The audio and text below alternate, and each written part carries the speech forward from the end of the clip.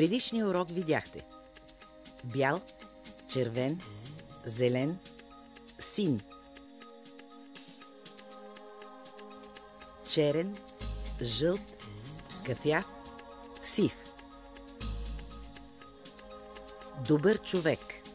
Исторически музей. Бяла блуза. Умно момче. Синьо яки.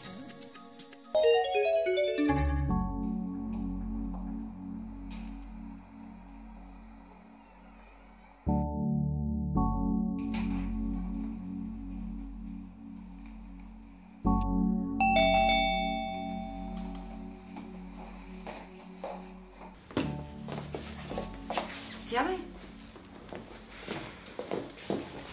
Какво правиш? Уча за изпит. Много аз ти преча. Не, вече трети път чета една и съща страница. Уморих се, ще продължа утре. Варя чай, но за теб мога да направя кафе, искаш ли? Не, аз предпочитам чай. Добре, сега ще внеса.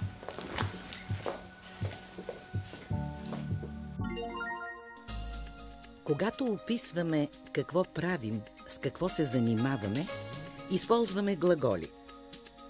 Глаголът е дума, която назовава действие. Уча, преча, чета, варя.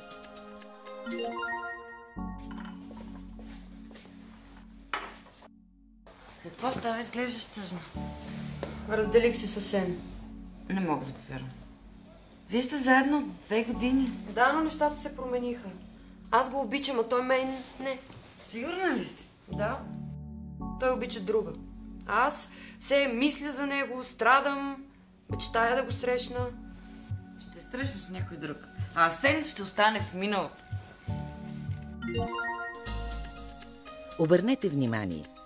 С глаголите се назовават не само действия, но и състояния. Обичам, страдам, мисля, мечтая. Слушай, Асен изобщо не те заслужава. Ти си млада, красива, умна. Всеки мъж ще те хареса. Помисли за бъдещето си. Не мога, трудно ми е. А есента ме потиска. Времето е студено, вятърът духа, листата падат, дъждът вали. Бъди оптимист. Пак ще изгрее слънце. Ще тръгвам, става късно. Имам по-добра идея. Защо не останеш тук? Аз чакам Иво. Кой е Иво? Той е новият ми приятел. И мен Петър ме излъга. Каза ми, че е на работа, а го видях с друго момиче. Но пък срещнах Иво и сега съм щастлива. Ще те запозная с него, искаш ли? Добре. Когато говорим, с глаголите казваме какво става и какво се случва. Дъждът вали, вятърът духа, листата падат, става късно. Искаш ли още чай? Не. Аз по-добре да тръгвам. Не те пускам, настоявам да останеш. Добре, оставам. Но не искам повече чай. Имам нещо по-добро. Едно питие ще ти подейства добре. А имаш ли минерална вода? Нямам. Но имам газирана, искаш ли? Чудесно. Отивам да донеса.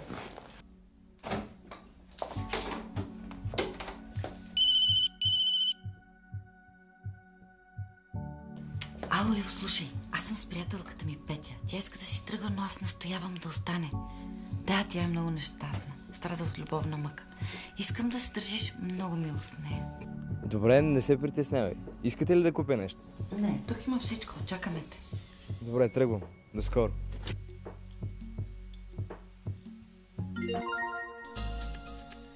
Обърнете внимание. Глаголите в българския език имат 3 лица. Първо, второ и трето.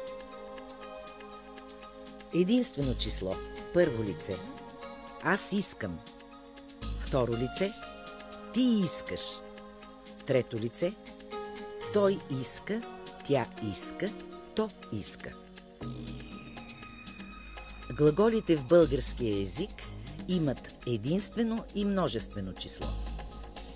Множествено число. Първо лице. Ние искаме. Второ лице. Вие искате. Трето лице. те искат. По същия начин форми за лице и число образуват глаголите. Имам, нямам, отивам, чакам. Пускам, оставам, тръгвам, настоявам.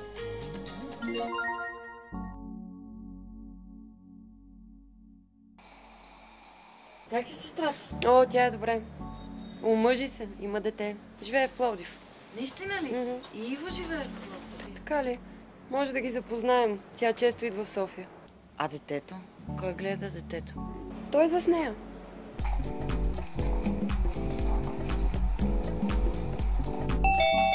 Иво идва. Запомнете, формите на глагола за мъжки, женски и среден род в трето лице са еднакви. Той, тя, то идва. Запознайте се. Това е Петя, а това е Иво. Здравейте. Приятно ми. И на мен. Аз отивам за чаш и лед. А вие с какво се занимавате? Уча и работя. Какво учите? Филология. Какво работите? Преводачка съм. Преводачка? Това е интересно. Харесва ли? Да, Какъв език говорите? френски. Аз ще отида да помогна на Надя.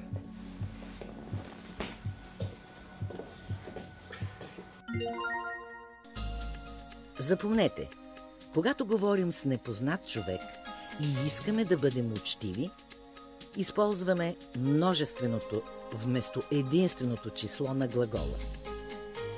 Какво учите? Какво работите? Какъв език говорите?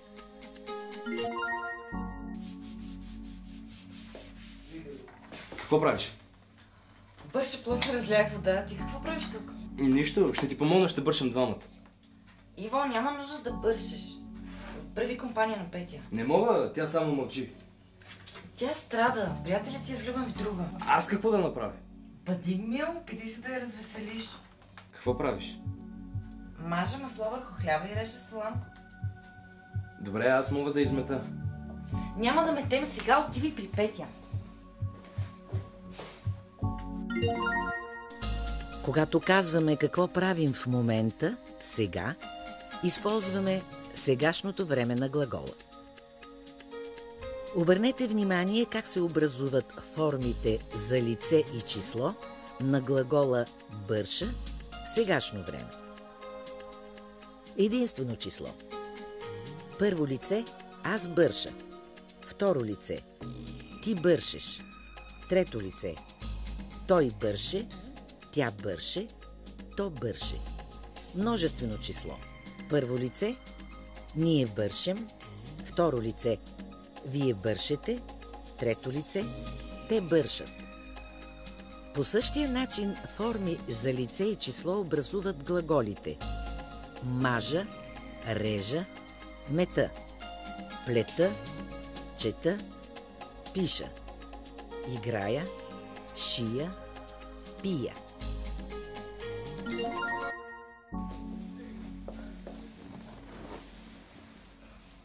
Не мога да я забавлявам. Можеш. Не да ще ти се разсърди. Трябва да кажеш нещо. Разбрах, че си от Пловдив. Да. Ти откъде си? Аз съм от София, но сестра ми живее в Пловдив. Всяко лято ходим на брега на Марица. Реката тече, ние се печем на слънце, играем волейбол. Аз не се пека, но обичам волейбол. Чудесно! Другото лято може всички заедно да отидем на плаж.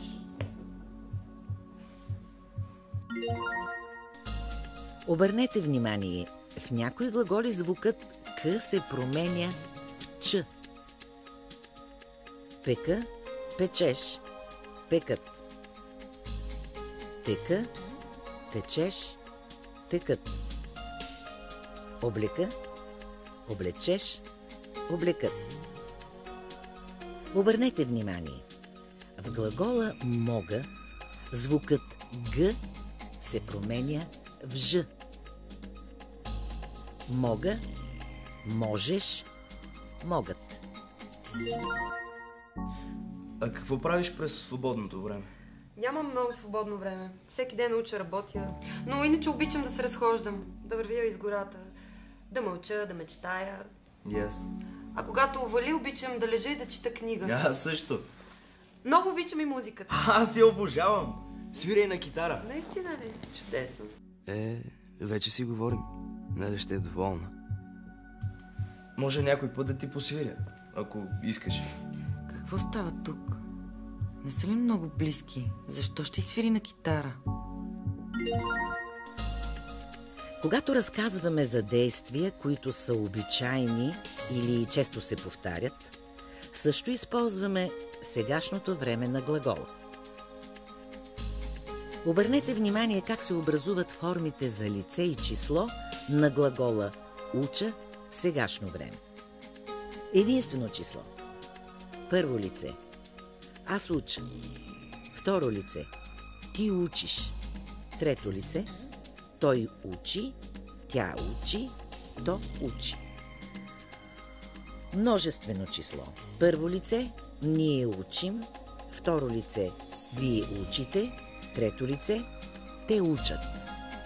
По същия начин форми за лице и число образуват глаголите лежа, мълча, вървя, работя, седя, свиря.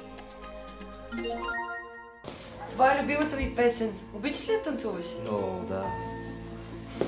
Нося кафе. Вода спре. О, съжалявам.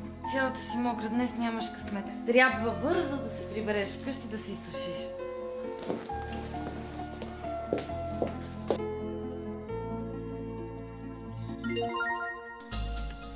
Обърнете внимание. Когато са под ударение, окончанията на глаголите се пишат с а, ат и я, ят, но се изговарят като ът и я, ят. Суша, сушат. Стоя, стоят. Благодаря, благодарят. Какво ти става? Защо правиш всичко това? Не бях ли достатъчно любезен с Пети? Напротив, беше прекалено любезен.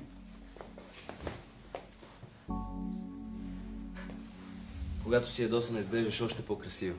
Ще престанеш ли?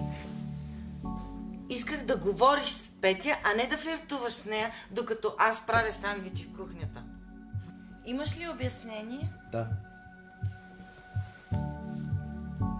Докато флиртувах с Петя, както ти казваш, си представях, Какво? че съм с теб.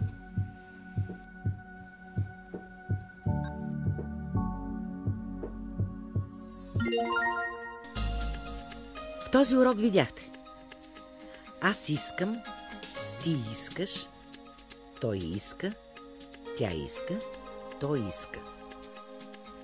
Ние четем, вие четете, те четат.